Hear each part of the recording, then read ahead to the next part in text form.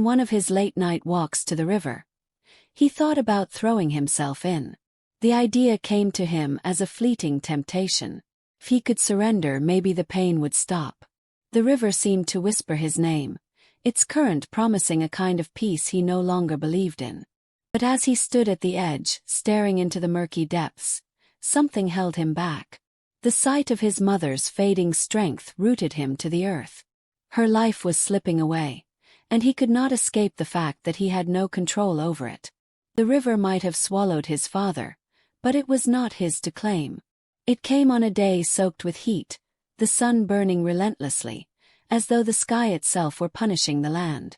Ronk's breathing had become ragged by then, a painful shallow rhythm that echoed through the walls of their hut. Adebayo tried to offer comfort, tried to keep her hydrated with the little water they had left, but she could barely lift her head. In her final moments, her eyes opened, focusing on nothing and everything. She reached out with one hand as if to grasp something far beyond her reach. Adebayo sat at her side, holding her hand tightly, his own heart breaking as the life he had fought so hard to protect slipped away. He couldn't speak. There were no words left. By the time the sun dipped below the horizon, she was gone. The day of her funeral was not like any other. It was heavy, the sky weighed down with dark clouds, but there was no rain. Adebayo walked through the village in a daze, watching as his mother's body was carried to the small plot by the river.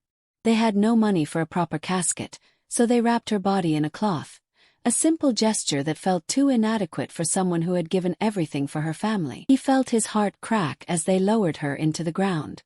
Adebayo stood there, silent, as the earth was piled on top of her. He didn't know what to say to Adebayo, who had been too young to understand. He didn't know what to say to the village either, as they watched him, waiting for the next step.